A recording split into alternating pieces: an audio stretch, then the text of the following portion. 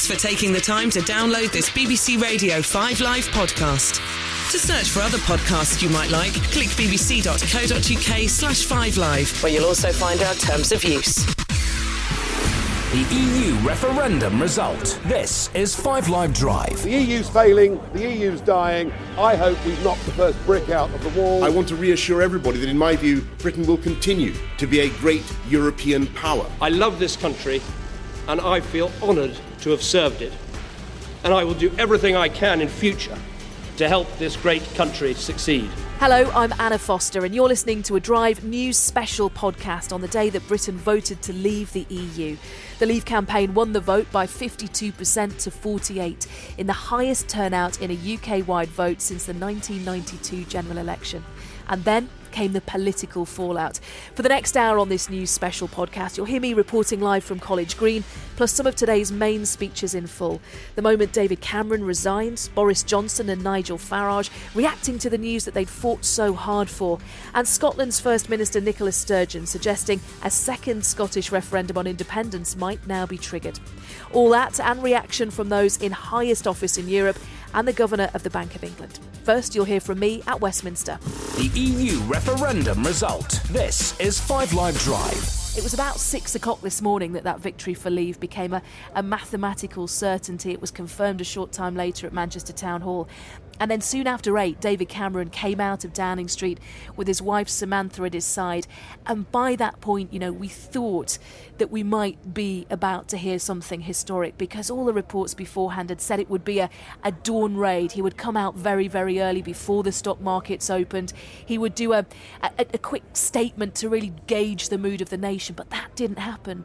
And we waited and the markets opened and there was still nothing. And then you get those ripples where people start to think, why haven't we heard yet?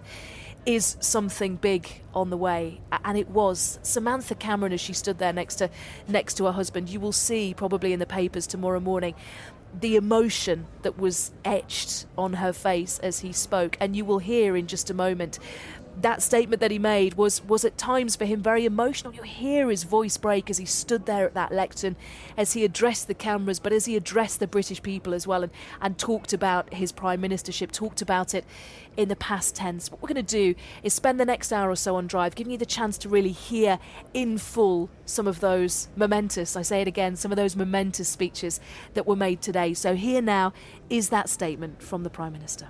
The country has just taken part in a giant democratic exercise, perhaps the biggest in our history.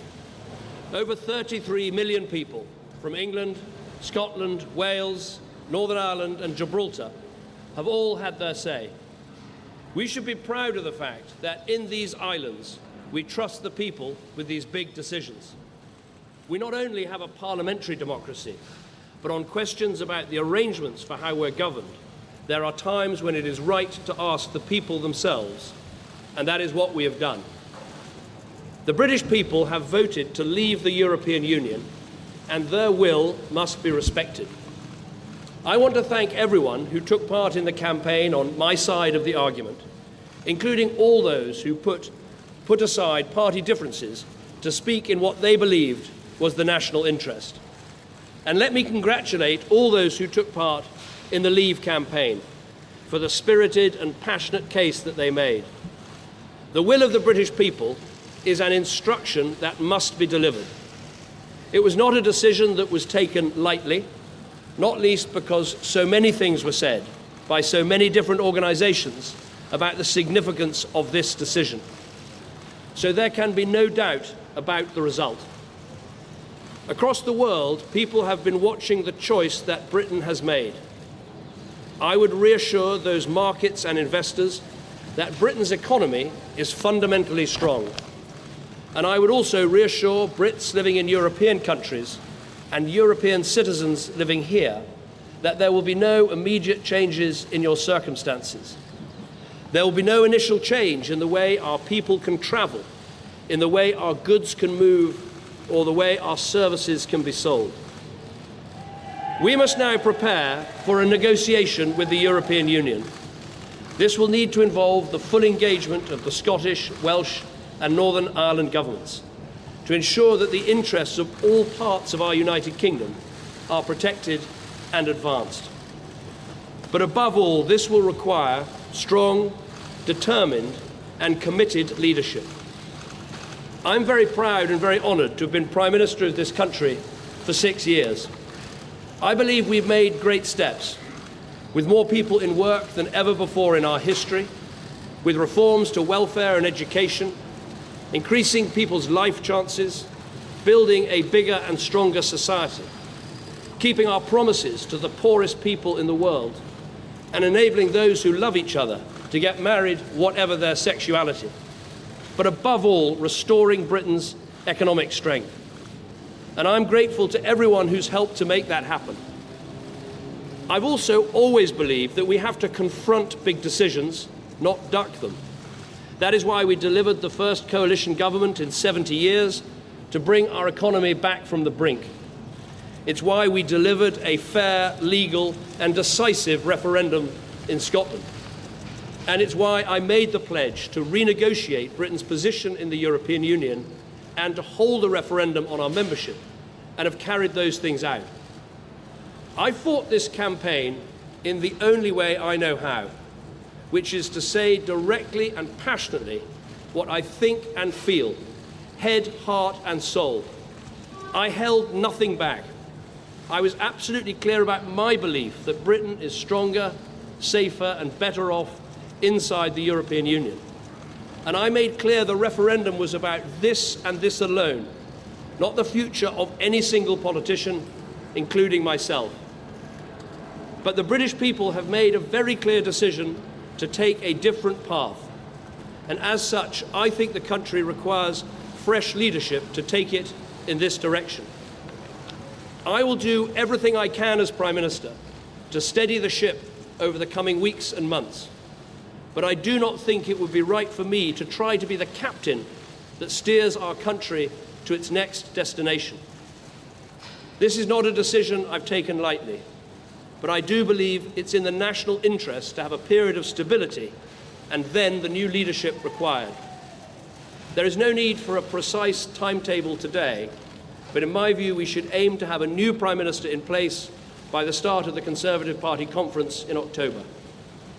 Delivering stability will be important, and I will continue in post as Prime Minister with my Cabinet for the next 3 months. The Cabinet will meet on Monday. The Governor of the Bank of England is making a statement about the steps that the Bank and the Treasury are taking to reassure financial markets. We will also continue taking forward the important legislation that we set before Parliament in the Queen's speech. And I've spoken to Her Majesty the Queen this morning to advise her of the steps that I'm taking. A negotiation with the European Union will need to begin under a new Prime Minister. And I think it's right that this new Prime Minister takes the decision about when to trigger Article 50 and start the formal and legal process of leaving the EU. I will attend the European Council next week to explain the decision the British people have taken and my own decision. The British people have made a choice. That not only needs to be respected, but those on the losing side of the argument, myself included, should help to make it work. Britain is a special country. We have so many great advantages. A parliamentary democracy where we resolve great issues about our future through peaceful debate. A great trading nation with our science and arts, our engineering and our creativity respected the world over. And while we are not perfect, I do believe we can be a model of a multiracial, multi-faith democracy where people can come and make a contribution and rise to the very highest that their talent allows. Although leaving Europe was not the path I recommended, I am the first to praise our incredible strengths. I've said before that Britain can survive outside the European Union, and indeed that we could find a way. Now the decision has been made to leave, we need to find the best way. And I will do everything I can to help. I love this country, and I feel honoured to have served it. And I will do everything I can in future to help this great country succeed. Thank you very much. That was a clearly emotional, clearly moved David Cameron, who was speaking in Downing Street at about 8:15 this morning. Our political correspondent Ian Watson's with me outside Parliament. You know, a year ago, just over a year ago, he was standing in exactly that same spot, jubilant. The Conservatives had just won a majority in the general election. How the mighty fall. Indeed, you could hear his voice breaking with emotion at the end, and I think also breaking with emotion midway through when he was talking about some of the achievements when he got off this whole issue of Brexit, and he was talking about achievements such as equal marriage as he saw it. And actually, I talked to him not long after the general election victory in the Garden of Downing Street, and he said, well, he was getting ulcers, he wasn't sure if it was going to go ahead, he was there at the last minute.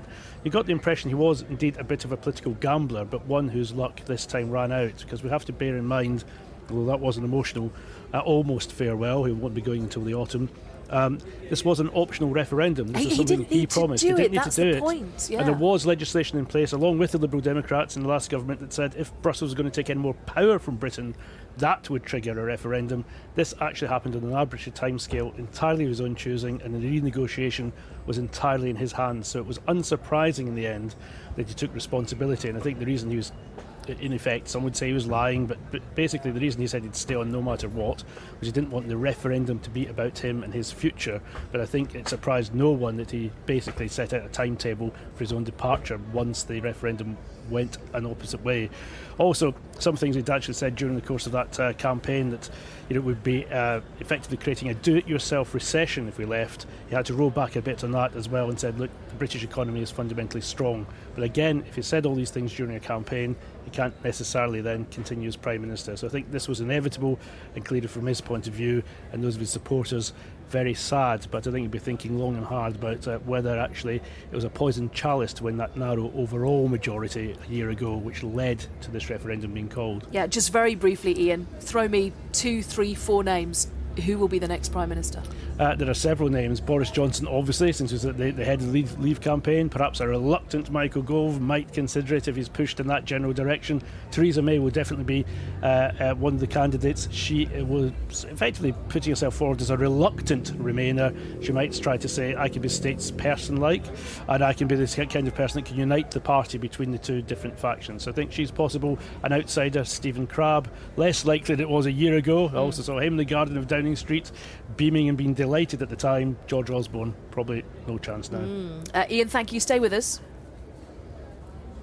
So what then, I hear you ask, from the UKIP leader Nigel Farage? Well, after initially predicting a Remain victory last night, he changed his tune as the night progressed, and by the time reporters caught up with him outside Westminster this morning, he was in a positively jubilant mood. If the predictions now are right, this will be a victory for real people, a victory for ordinary people, a victory for decent people.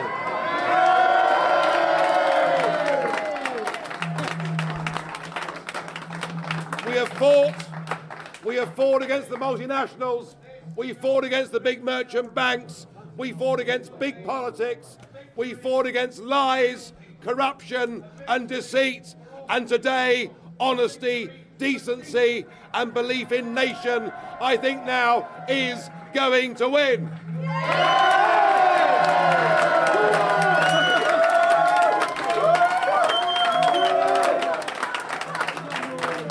And we will have done it. We will have done it without having to fight, without a single bullet being fired. We'd have done it by damned hard work on the ground, by people like my friend Mr. Banks here.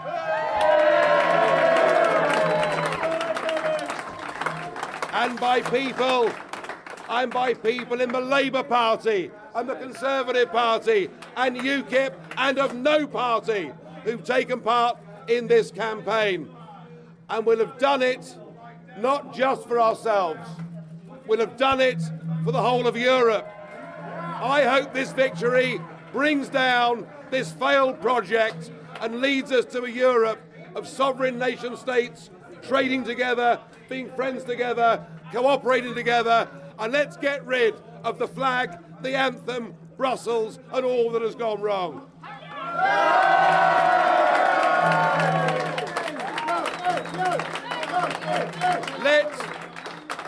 Let June the 23rd go down in our history as our Independence Day.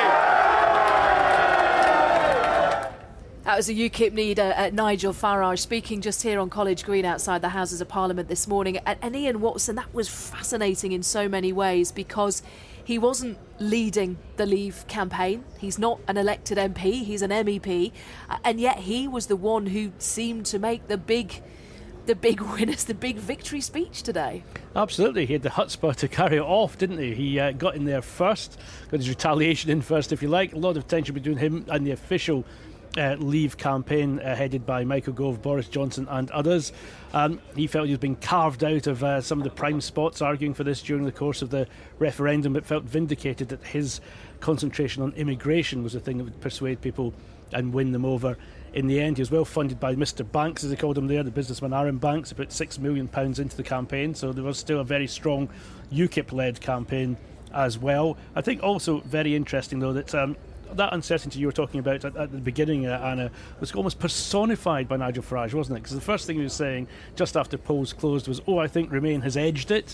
So bizarre. He conceded, then he unconceded, then he reconceded again. Yeah, then he claimed that he effectively led the whole charge. And actually, it was a completely different tone, actually, a far more diffident tone, I think, we got from the official Vote Leave campaign. What next for Nigel Farage? Because obviously his job as an MEP will last for a while, but that now has an expiry date on it. As we said, he still isn't an MP. He'll want to be involved in this process. Where does he go from here?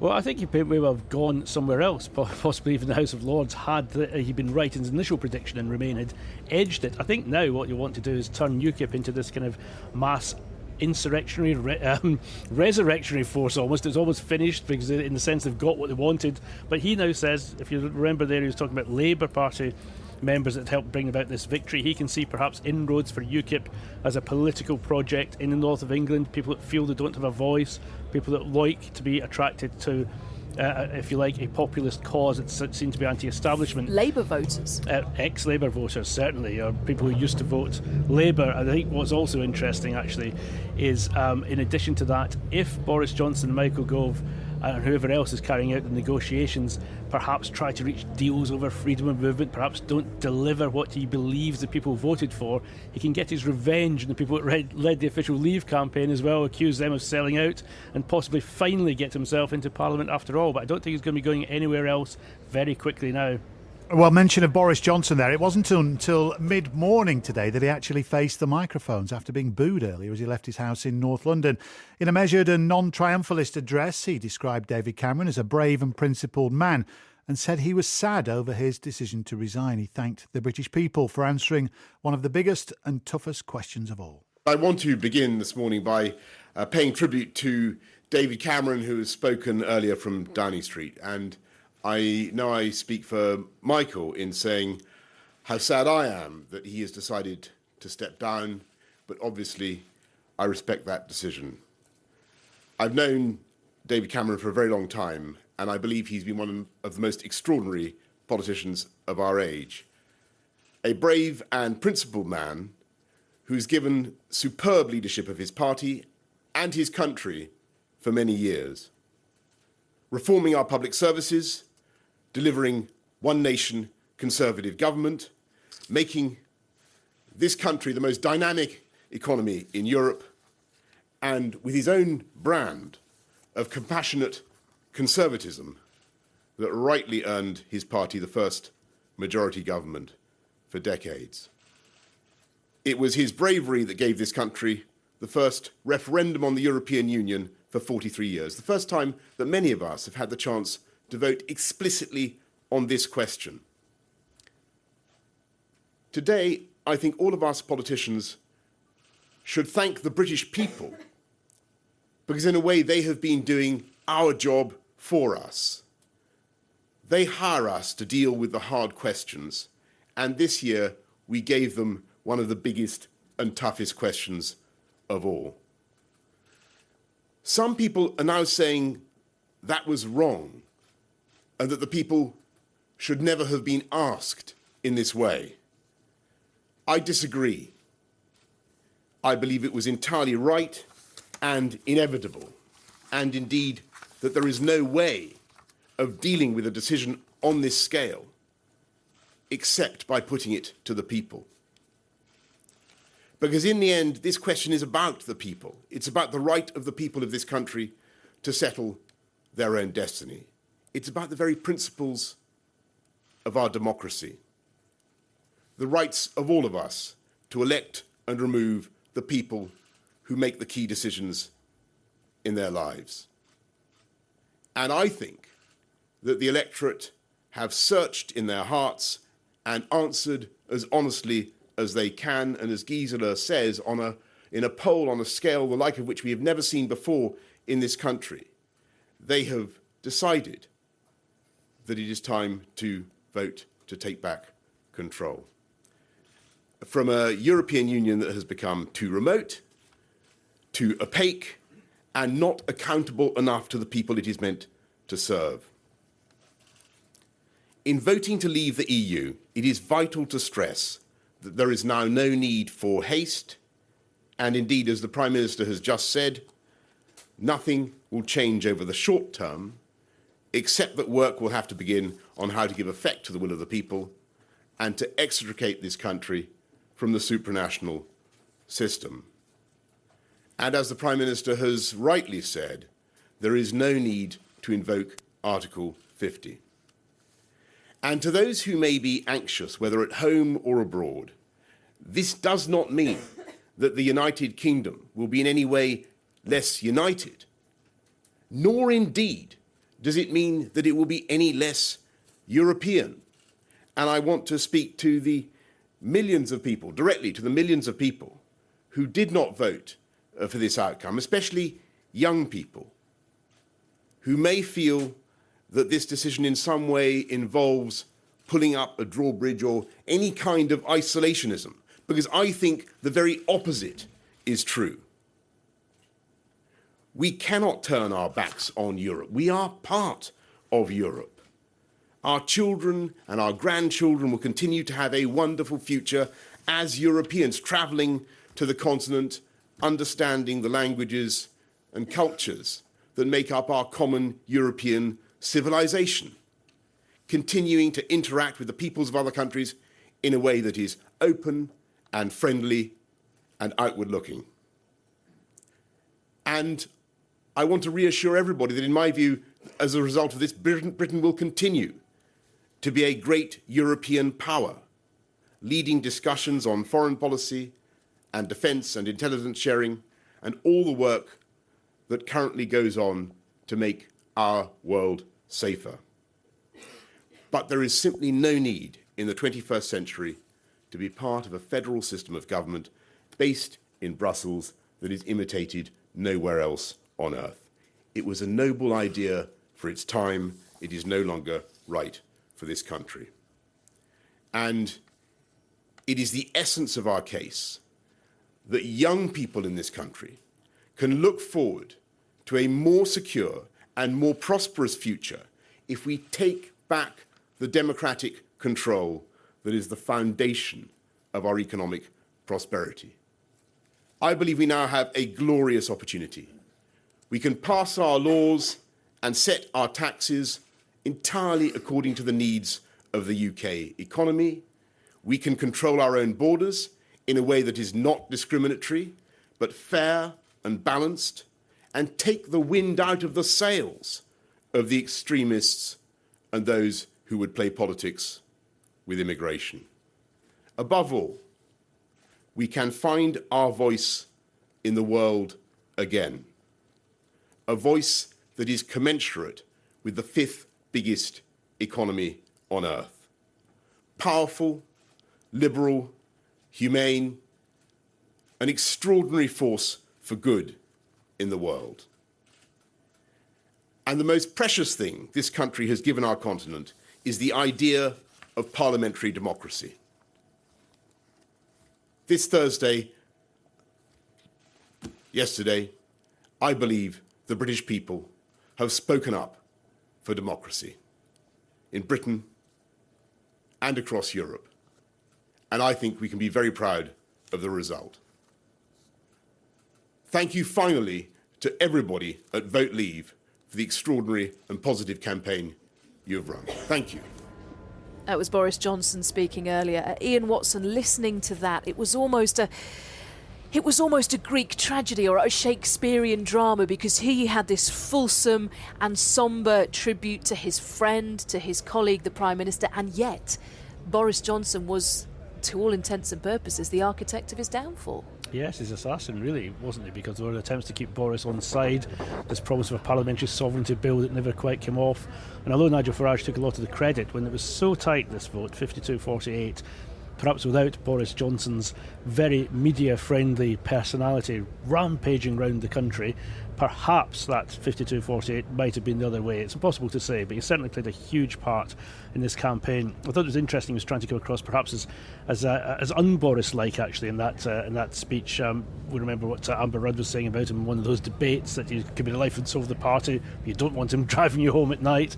They're very measured tones, trying to be reassuring to people who had voted for Remain that Britain could be powerful, liberal, he said, and distancing himself from actually Nigel Farage, saying we wouldn't be pulling up the drawbridge or playing politics with immigration, although some of his critics will say that's precisely what he did in the latter stages of this campaign.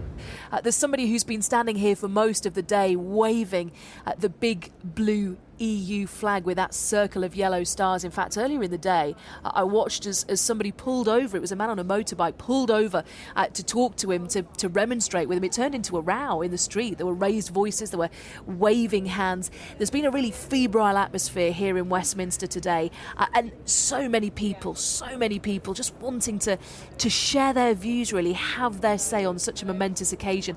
You can do exactly the same on 5 Live tonight. Stephen Nolan will be taking your calls from 8:15, 85058. You can get in touch at BBC 5 Live on social media. It's all about you today. It's all about what you think our future is, why you voted the way you voted. And in among all of that, of course, are these really important, momentous pieces of history that we've heard today, these big political speeches. We've heard from David Cameron, Nigel Farage, Boris Johnson. And as we've been reporting tonight, the anti-EU sentiment really wasn't shared in every part of the UK yesterday, especially in Scotland, where 62% of people wanted to remain. And of course, it wasn't long before the talk there was back on the prospect of a second independence referendum for Scotland. The First Minister, Nicola Sturgeon, told reporters that she would take all possible steps and explore all options to secure her country's continuing place in the EU.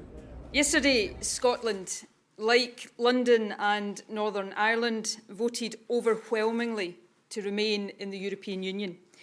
We voted to protect our place in the world's biggest single market and the jobs and investment that depend on it. We voted to safeguard our freedom to travel, live, work and study in other European countries. And we voted to renew our reputation as an outward-looking, open and inclusive country. It is significant, in my view, that we did so after a campaign that was positive about the EU and about the benefits of migration.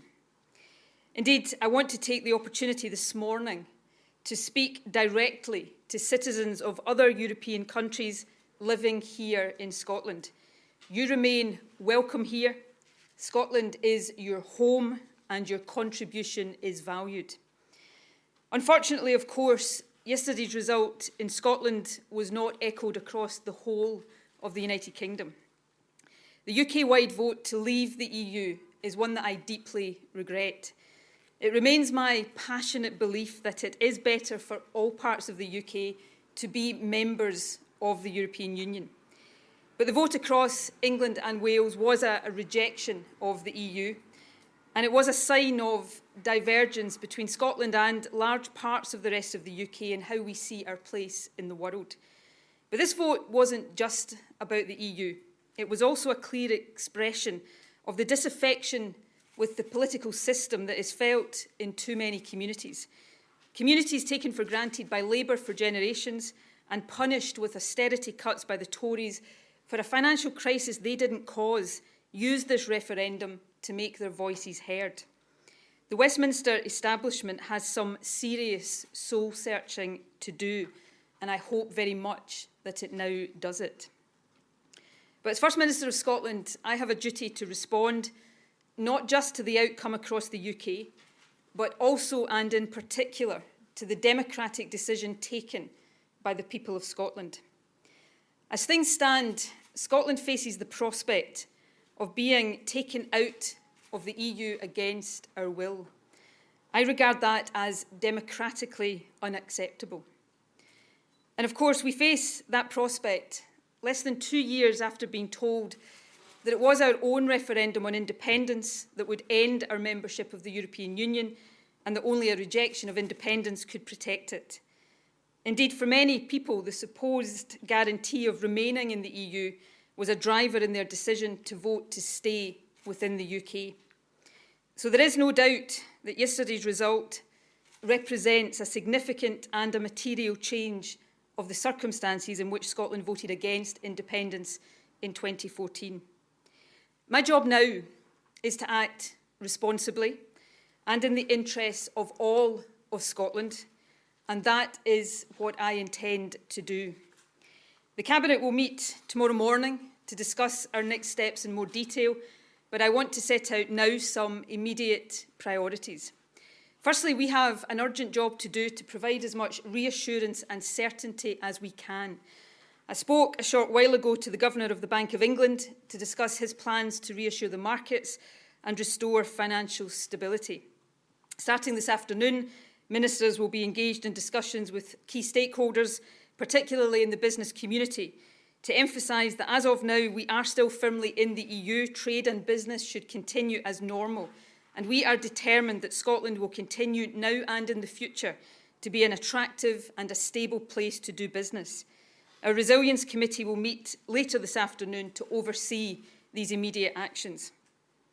Secondly, I want to make it absolutely clear today that I intend to take all possible steps and explore all options to give effect to how people in Scotland voted.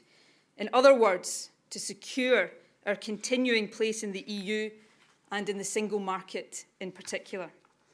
To that end, I have made clear to the Prime Minister this morning that the Scottish Government must be fully and directly involved in any and all decisions about the next steps that the UK Government intends to take. We will also be seeking direct discussions with the EU institutions and its member states, including the earliest possible meeting with the President of the European Commission. I will also be communicating over this weekend with each EU member state to make clear that Scotland has voted to stay in the EU, and I intend to discuss all options for doing so. I should say that I've also spoken this morning with Mayor Sadiq Khan, and he is clear that he shares this objective for London. So there is clear common cause between us. The discussions that take place over the coming days and weeks will, of course, be led by government, but I will seek the support and ensure the involvement of the Scottish Parliament at every step of the way. I intend to speak to all party leaders later today and make a full statement to the Chamber on Tuesday. I'll also make a further statement following tomorrow's meeting of the Scottish Cabinet. Lastly, let me address the issue of a second independence referendum. The manifesto that the SNP was elected on last month said this: the Scottish Parliament should have the right to hold another referendum if there is a significant and material change in the circumstances that prevailed in 2014, such as Scotland being taken out of the EU against our will. Scotland does now face that prospect. It is a significant and material change in circumstances, and it is therefore a statement of the obvious that the option of a second referendum must be on the table, and it is on the table. Clearly, though, there are many discussions to be had before final decisions can be taken. It would not be right to rush to judgment ahead of discussions on how Scotland's result will be responded to by the EU. However, when the Article 50 process is triggered in 3 months' time, the UK will be on a 2-year path to the EU exit door. If Parliament judges that a second referendum is the best or only way to protect our place in Europe, it must have the option to hold one within that timescale. That means we must act now to protect that position. I can therefore confirm today that in order to protect that position, we will begin to prepare the legislation that would be required to enable a new independence referendum to take place if and when Parliament so decides. To conclude, This is not a situation that I wanted Scotland or the UK to be in today. But my responsibility in a climate of uncertainty is to seek to lead us forward with purpose. I know that there is a lot of thinking and talking to be done in the period that lies ahead and before final decisions are taken. The issues that we face are complex. There are many people who voted against independence in 2014 who are today reassessing their decision. Indeed, a very large number of them have contacted me already. However, I know that they will not want me to simply assume their support or to hear me talk about the challenges we face as if they are straightforward. They will want me to be straight and honest with them. Now is the time for me as First Minister to do everything I can to bring people together in common cause and to seek to lead our country forward as one. The need to act decisively must be tempered with the need to build consensus, and it will be. That is my duty as First Minister. After a campaign that has been characterised in the rest of the UK by fear and hate, my priority in the days, weeks and months ahead will be to act at all times in the best interests of Scotland and in a way that unites, not divides us. And let me also be clear about this. Whatever happens as a result of this outcome, England, Wales and Northern Ireland will always be Scotland's closest neighbours and our best friends. Nothing will ever change that. But I want to leave no one in any doubt about this. I am proud of Scotland and how we voted yesterday. We proved that we are a modern, outward-looking, open and inclusive country. And we said clearly that we do not want to leave the European Union. I am determined that we will do what it takes to make sure that these aspirations are realised. In closing, let me just say a word or two about the Prime Minister. David Cameron and I have very many political disagreements, not least over the conduct of this referendum. But as I am learning every single day, leadership is not easy. David has been the Prime Minister of the UK for 6 years. It is a tough job, and whatever our disagreements, he deserves our thanks for his service. I wish him and his family well for the future. Well, that was Nicola Sturgeon speaking earlier on today. Listening to that with me is Andrew Russell, Professor of Politics at the University of Manchester. Andrew, quite interesting and nuanced and fascinating, all that.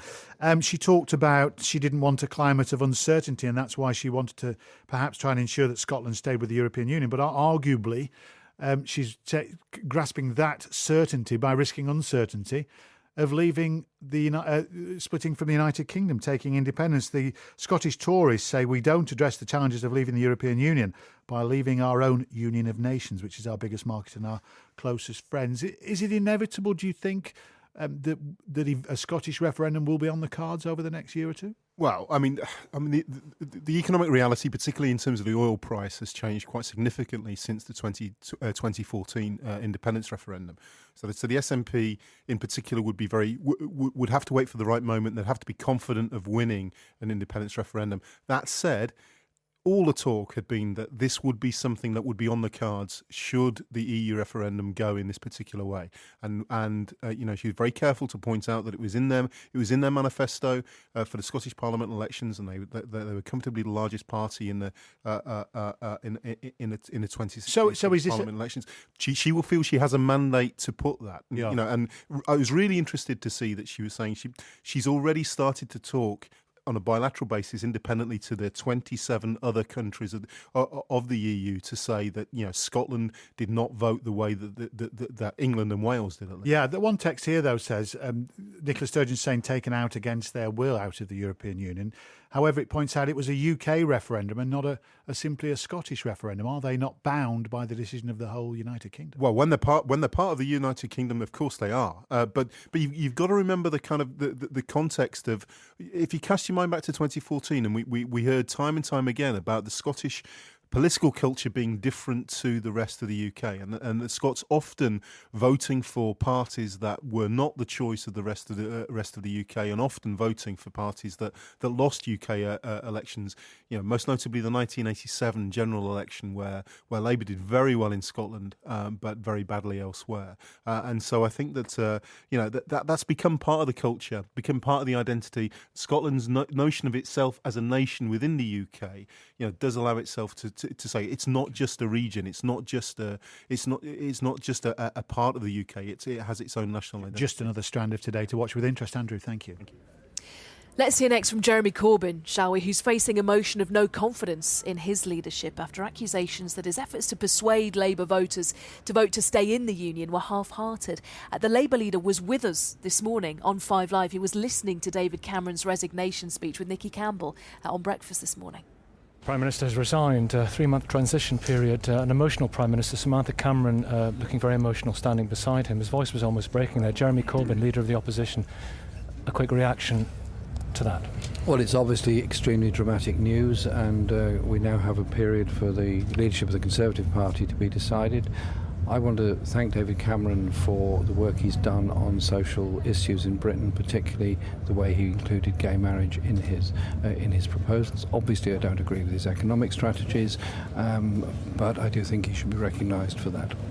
And where now for the Conservative Party? What now for the country? I mean, we need somebody at the tiller now, don't we? Well, the problem is we now have, by the sound of what the Prime Minister just said, some 3 months of a Conservative Party leadership contest. We actually need to have a pretty clear objective of where we're going as a country, what relationship we're going to have with Europe in the future, and particularly the trading relationships that are so important. And if there's going to be some rush now for an austerity budget, we would strongly oppose that, because I think the message of this referendum campaign has been that many communities in Britain feel rather dislocated from the mainstream of society and feel that they are not being properly recognised. Their local authorities are underfunded, their health services are underfunded, and indeed many of their working conditions are very poor. There has to be an understanding of the need for the country to come together.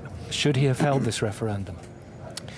It was in their manifesto to hold the referendum. There's been a pressure within the Conservative Party this referendum. It was clearly a decision of the general election, so the referendum took place. We indeed supported it on the basis of the decisions made in the general election. Should there be another general election very soon? I think there can't be a general election while there's a leadership campaign going on for the Conservative Party. It's up to the new Prime Minister, whoever that's going to be in September or October, to make that call. Our pressure, our focus as a Labour Party now will be on a plan of the relationship with Europe in the future, a plan for the economic future of this country, and defence of very important working condition gains we've made through the European Union, and continuing all the agenda I set out on other insecurities in employment that exist in Britain. Is the economic future of this country more precarious now than it would have been had we voted to stay in? It clearly is more difficult. In the long term, maybe not, but there's going to be a huge transition period, because if we're not members of the single market across Europe, then clearly export markets are not going to be available. There have to be other export markets found. We are a trading nation that needs to export a great deal.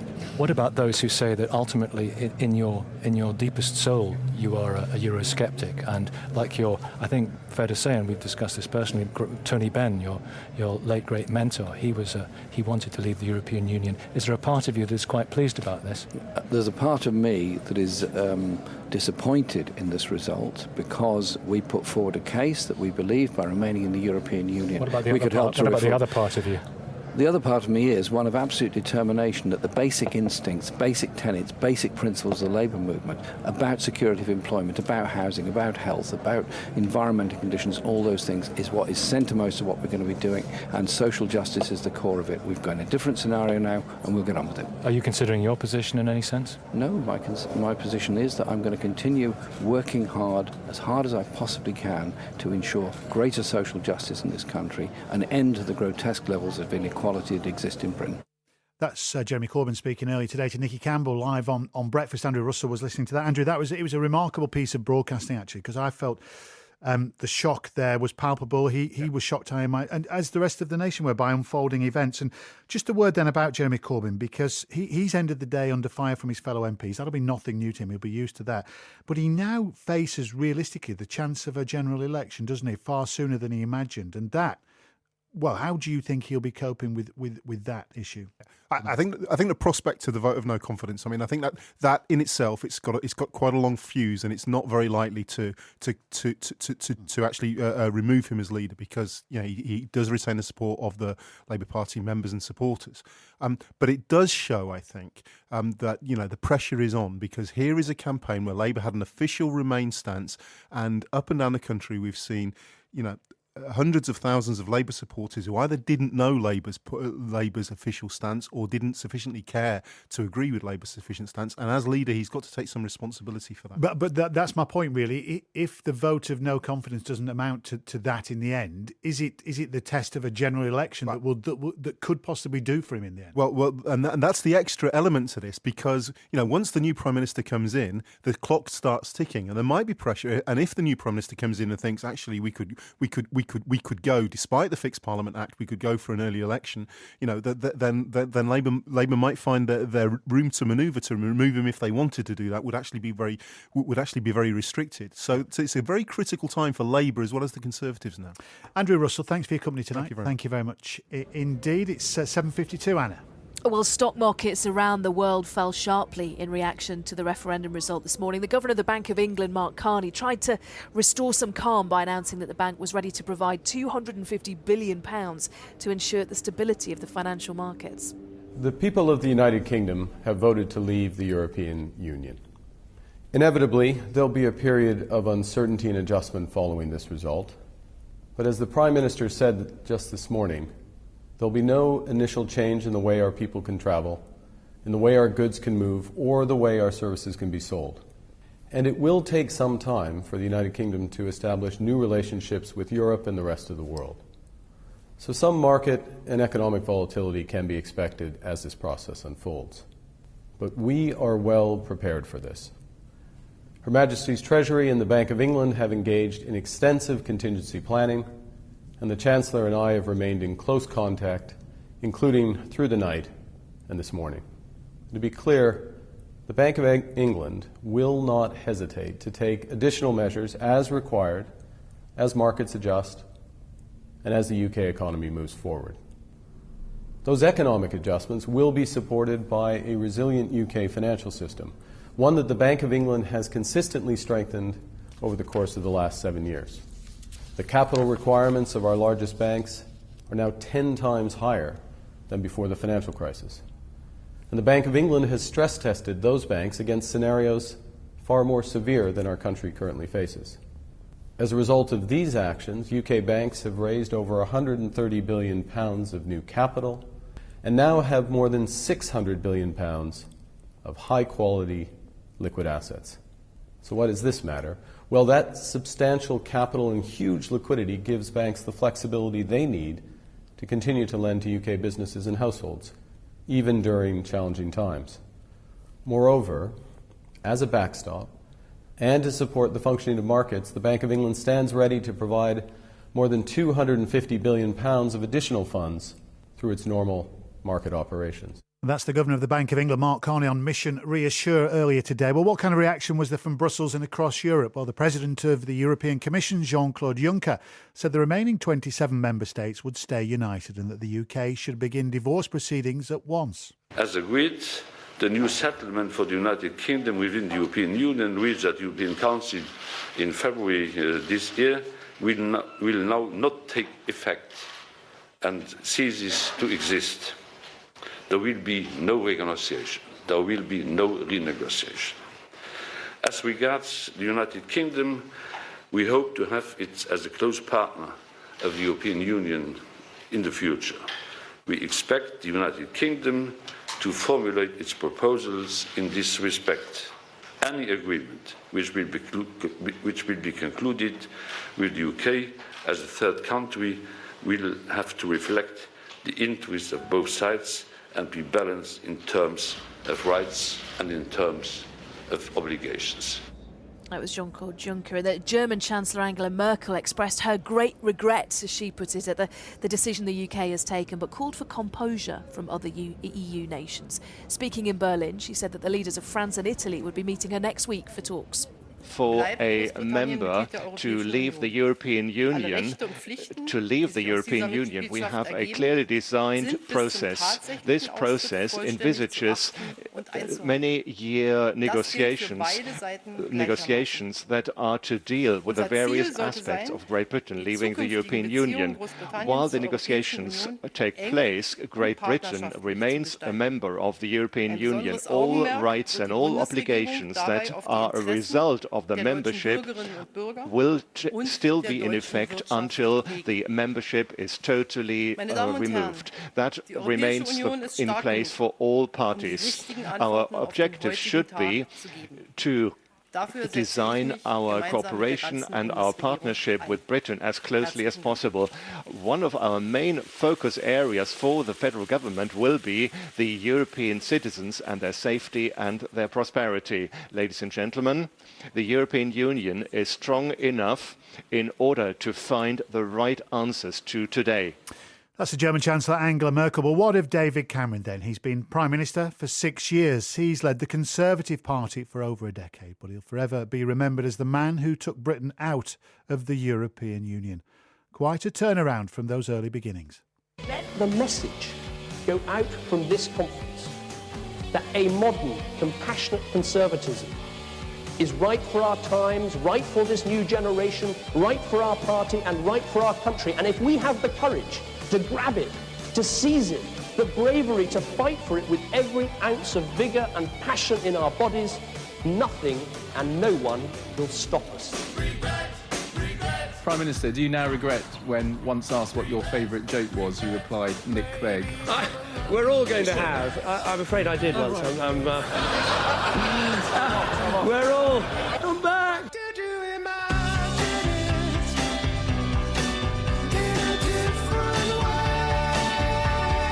We will give the British people a referendum with a very simple in or out choice: to stay in the European Union on these new terms or to come out altogether. Go out and vote Remain.